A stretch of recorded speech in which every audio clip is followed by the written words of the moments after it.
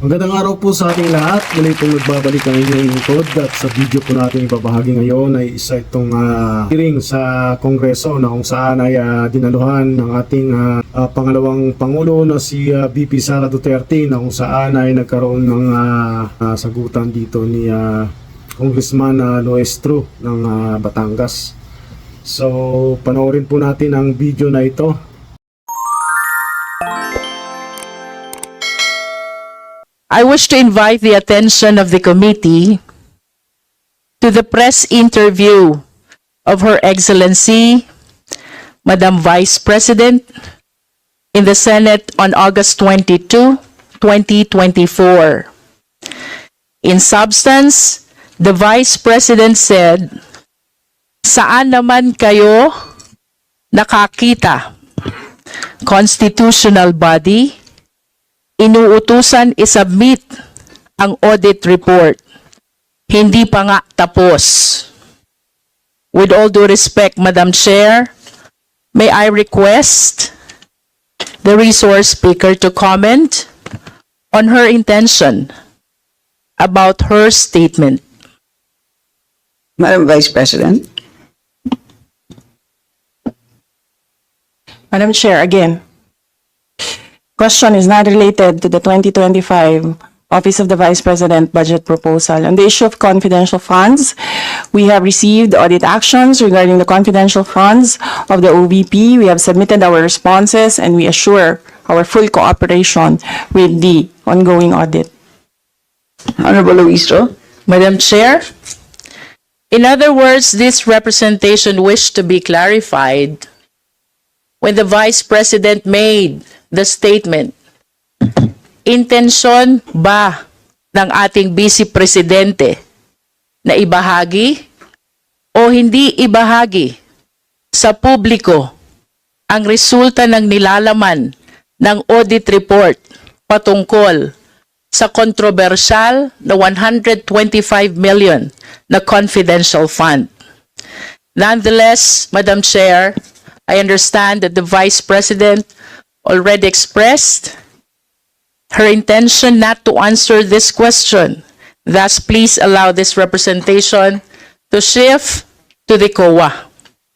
May I request the COA to give his comment to this statement of the Vice President.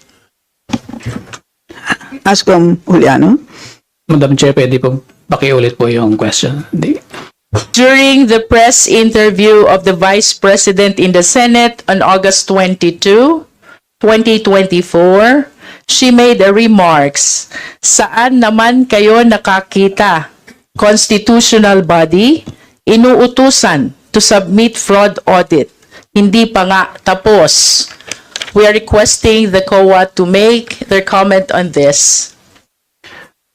Madam Chair, ang sagot ko po siguro in relation dun sa subpoena kasi yung rationale po ng compliance namin sa subpoena, i-quote ko lang po yung second page po per sa sentence noong subpoena. This subpoena duces tecum is being issued in accordance with the oversight function of the House of Representatives. This order is likewise based on Section 3 of COA Circular 2013-006 dated September 2013. Ang compliance po ng COA ay dahil po ito ay in-issue po ng chairperson ng Committee on Appropriations. And under yung pong Congress, yung House of Representatives, is a body authorized by law to issue subpoena. And we cannot interpret otherwise. There is a presumption of regularity and validity do sa subpoena. We cannot unilaterally challenge the validity of the subpoena unless the court will interpret that pwede po or hindi pwede. Yun po yung amin ko. Kaya kami po, in-entrust po namin sa dun sa House of Representatives doon sa wisdom po ng leadership, yung compliance sa documents. At ito rin yung sinasabi doon sa aming guidelines na pag may subpoena po, we have to comply. Honorable Luistro. In relation to your compliance with the subpoena, did you recall having received any feedback from the Office of the Vice President pertaining to the same? Actually po, mayroon pong sulat ang Office of the Vice President sa aming chairman na yun nga po, may mga legal issues po na binabanggit. At ito po yung na-consider na rin po ng Office of the Chairperson noong nag-comply sa subpoena do sa STECOM. Madam Chair, with that manifestation of the COA, may I request that the committee be provided with a copy of the letter? And having said so, Madam Chair, may I request for a suspension of the briefing? Briefing suspended. Right. The budget briefing is hereby resumed. The Honorable Luistro. Dumalo po rito ang yung Vice President na bilang resource person. So ngayon may mga question yata sa kanya na hindi related dun sa topic na siyang naging kung sa ano naging agenda, pero yung mga salita ng ating pangalawang pangulo ay medyo hindi ata nagustuhan ng mga taga-Kongres, kaya't medyo nagasagutan dito sina Luistro at VP SARA. Madam Chair, without going to the letters of the communication, Could you please first manifest what you have in your possession? with me is a copy of the letter of the Office of the Vice President, signed by Attorney Zuleka T. Lopez, Undersecretary and Chief of Staff, addressed to Honorable Gamaliel A. Cordoba, Chairperson, Commission on Audit, Quezon City. This is dated August 21, 2024. Madam Chair, this is composed of 4 pages, and I lament that I do not have material time to go over this letter by the letters. Nonetheless, I wish to manifest that the substance of this letter is an opposition to the subpoena that was issued by Congress.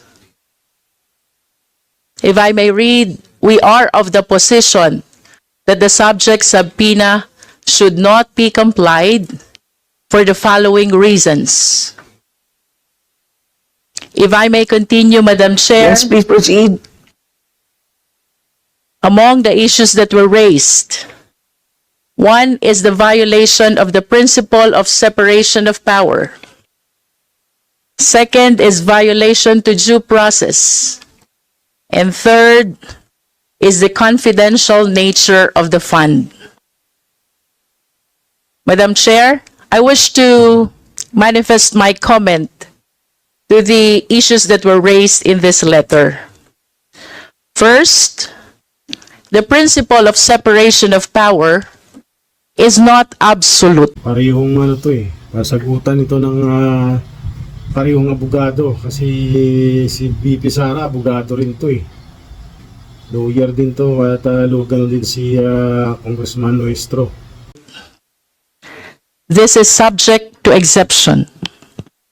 As a matter of fact, we call it the system of check and balances. And that is the very reason why the Congress has the oversight power, and that is to make sure that the laws enacted, including the appropriation laws, and to be specific, the GAA 2022, the source of the confidential fund, is properly implemented. If I may share, one of the landmark cases about oversight power is the Abacada Guro party list. There are three consequences of oversight power. One is congressional scrutiny. Two is congressional investigation. And three is legislative supervision. With all due respect, by congressional scrutiny, without necessarily conducting an inquiry in aid of legislation, the Congress may request information and report from other branches of the government. Similarly, it can recommend and pass resolution for consideration of the agency involved. Madam Chair, with respect to the violation of due process, I humbly believe that we are all witnesses in today's hearing. We are in fact catering the right to due process.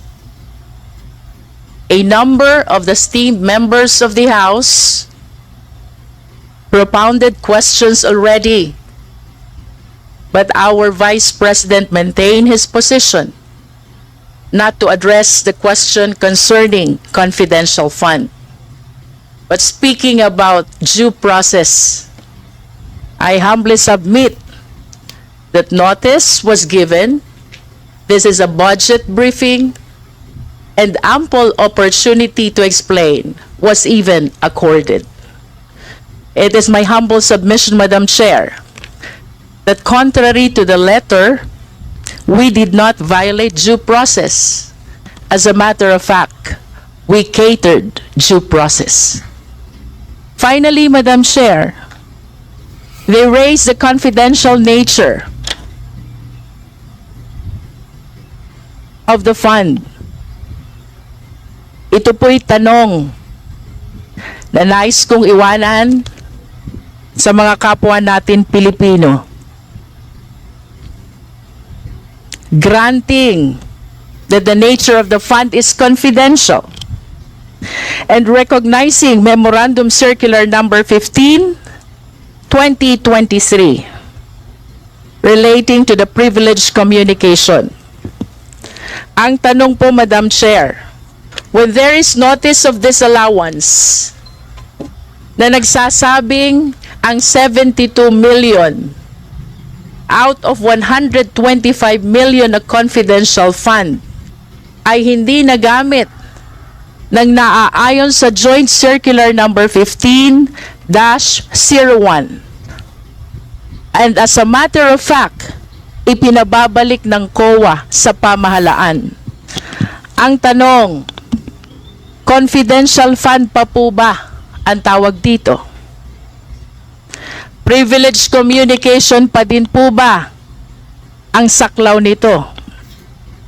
Oo po, at tatahimik na lang po ba ang Kongreso?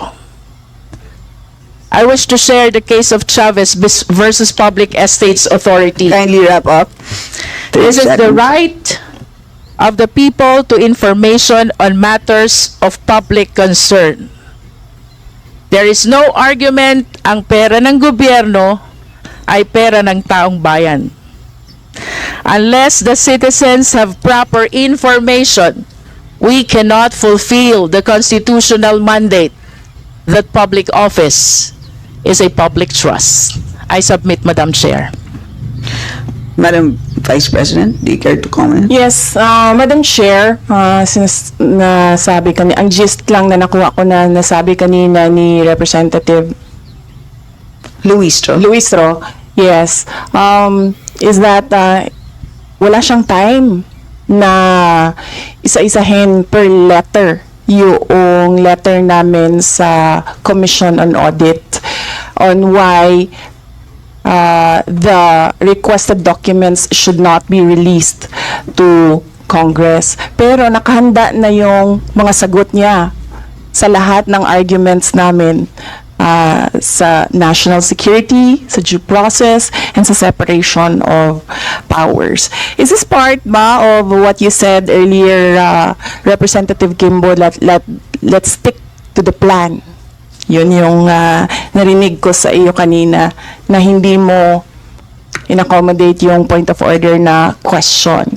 And to answer, the Office of the Vice President,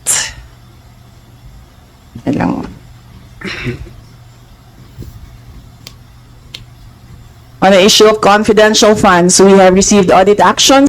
Inyo pong napanood ang kabuuan ng ating ibinahaging video na kung saan yung hearing sa kongreso na dinaluhan ng ating Vice President Sara Duterte bilang isang resource speaker dito sa Pagdinig na ito.